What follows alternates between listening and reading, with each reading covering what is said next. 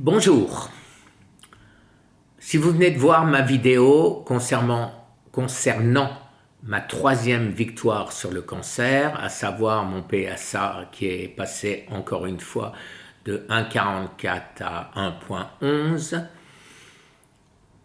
me conforte dans l'idée que nous, malades du cancer, mourants du cancer, puisqu'il n'y a pas d'autre mot, nous sommes 1 million entre les États-Unis et la France à mourir chaque année du cancer. Je veux être comment on dit, tête de ligne, le porte-drapeau, j'en sais rien, d'une révolte des mourants du cancer. Je pense qu'il ne faut pas se laisser faire, ne plus se laisser faire par Big Pharma, qui nous donne des traitements qui ne servent à rien, qui font de la chimiothérapie avec un taux d'échec de 96% au bout de 7 ans. Je ne parle pas de la radiothérapie et des autres thérapies et des autres chirurgies, alors qu'il semble qu'il y a tellement de voies alternatives qui ont l'air de fonctionner. En tout cas, pour moi, ça fonctionne. En 8 mois, je me sens beaucoup mieux. Je suis passé d'un PSA de 87 après biopsie à un PSA à 1,11 hier. Donc, il y a des solutions et il faut qu'on se regroupe. Il faut que vous adhériez. Il faut qu'on fasse des campagnes de manière à se défendre. Imaginez-vous qu'en Europe, rien qu'en Europe, l'argent recueilli par Big Pharma, le marché de notre mort, représente 150 milliards d'euros. C'est pas normal. C'est pas normal. Alors que les traitements que je prends, c'est à rien. C'est des suppléments, c'est des trucs qu'on trouve partout. Et c'est une volonté, je pense, absolument certaine des Big Pharma de ne pas trouver de solution. Quand je dis de ne pas trouver de solution, c'est pas vrai non plus. C'est ne pas trouver de solution non vendable par eux. Parce que s'il s'agit de 1 euro la boîte de bicarbonate de soude ou 7,50 € la boîte d'artémisine, je ne me rappelle même plus comment on dit, ou autre, mais de toute façon je vais détailler tout ça simplement. Ce que je vous demande, c'est d'adhérer. J'ai déjà commencé à voir et à prendre contact avec des renégats, avec des gens qui se battent contre Big Pharma, qui se battent contre le Conseil de l'Ordre. Le Conseil de l'Ordre qui, je vous le rappelle si vous ne le savez pas, a été créé sous Vichy. Et il semble vraiment que les méthodes de l'époque soient toujours les méthodes d'aujourd'hui. Ça ressemble plutôt à la manière dont le Conseil de l'Ordre gère les médecins, oblige les médecins à trahir, je dis bien, je pèse mes mots, à trahir leur serment d'Hippocrate en devenant hypocrite, jeu de mots facile. Bien sûr, ce n'est qu'un jeu de mots. Je ne pense en aucun cas que nos médecins, nos cancérologues soient hypocrites.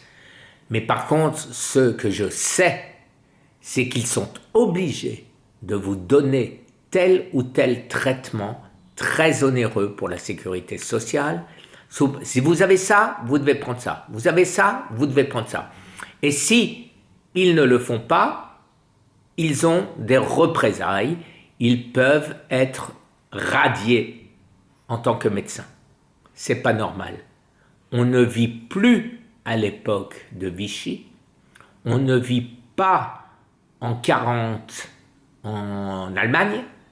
On vit en France ou aux États-Unis en 2019. Pourquoi un tel comportement pour l'argent uniquement, sans tenir aucun compte des malades, des mourants, des gens qu'ils vont laisser mourir? Il faut que nous nous révoltions, il faut que nous nous organisions, que nous nous battions contre cet excès de pouvoir qui est absolument abominable, puisqu'elle mène, je le répète, à la mort de plus d'1 million de personnes simplement dans les 2 pays où je réside. C'est totalement anormal, inacceptable. En plus, si on parle gros sous, eux ne vont plus, quand on dit eux, Big Pharma ou autres, Conseil de l'Ordre et je ne sais pas qui, ils vont effectivement perdre une partie de leurs recettes. Mais combien va économiser nos gouvernements en économisant sur les factures de la sécurité sociale, que ce soit américaine ou française? Alors, si on fait les calculs l'un dans l'autre, des économistes pourraient s'y mettre, et on verrait peut-être que toute cette branche de l'économie, on se dit peut-être, je ne sais pas, on s'est dit peut-être, bah écoutez, 1 million de morts, ok, mais regarde, si on devait payer des retraites à 1 million de morts en plus, hein, non, on ne paie pas de retraite aux morts, de retraite aux gens qui ne sont plus morts, parce qu'on leur a donné les vrais traitements. Baking soda, 1 euro par mois, autres médicaments, de l'ail, du gingembre, turméric, des choux, c'est de l'argent. On en mange tous les jours. Et effectivement, les fabricants de gâteaux, les fabricants de farine, les fabricants de glace, eux, auront à souffrir du fait que nous ne mangerons plus trop de sucre et trop de carbs. Voilà, il faut se regrouper. Je cherche actuellement les grands monsieur. Quand je dis grands monsieur, ça veut dire les gens qui seront les futurs prix Nobel de demain. Ceux qui vont découvrir les traitements, les vrais traitements, ceux qui sont sur la voie. Et eux vont nous sauver, vous et moi. Aidons-nous mutuellement et on va gagner.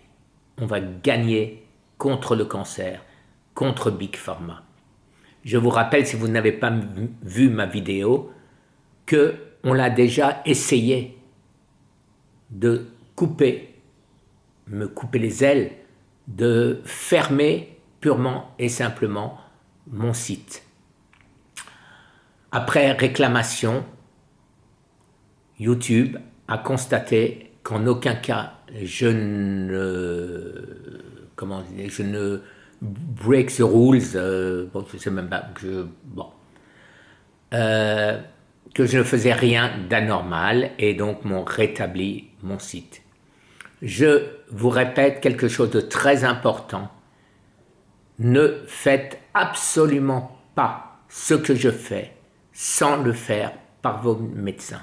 Ce serait encore une manière au Conseil de l'Ordre, à la FDA, d'essayer de me faire taire en disant « je me fais passer pour un médecin, je donne des conseils de médecine, etc. à des gens et donc c'est complètement illégal, on peut me mettre en prison pour ça. » En aucun cas, je ne veux tomber dans ce piège. C'est pour ça que mes traitements s'appellent TCC.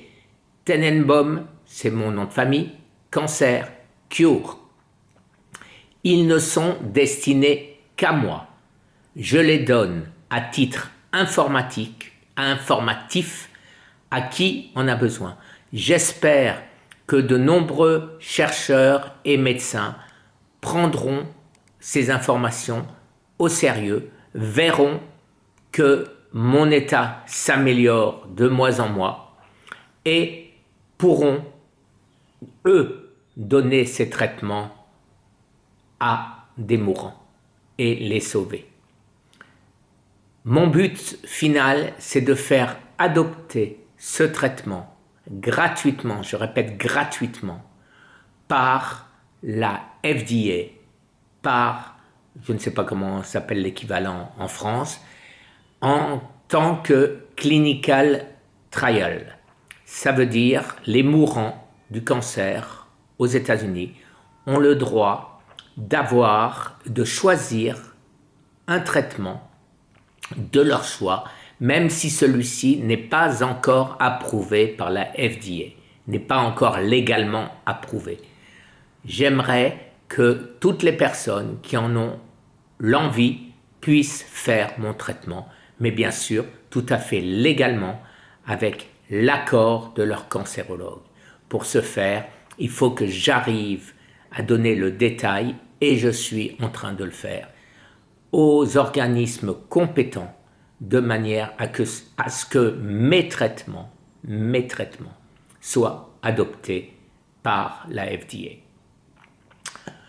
Je répète que par rapport aux médecins traditionnels, je n'ai pas du tout la même approche.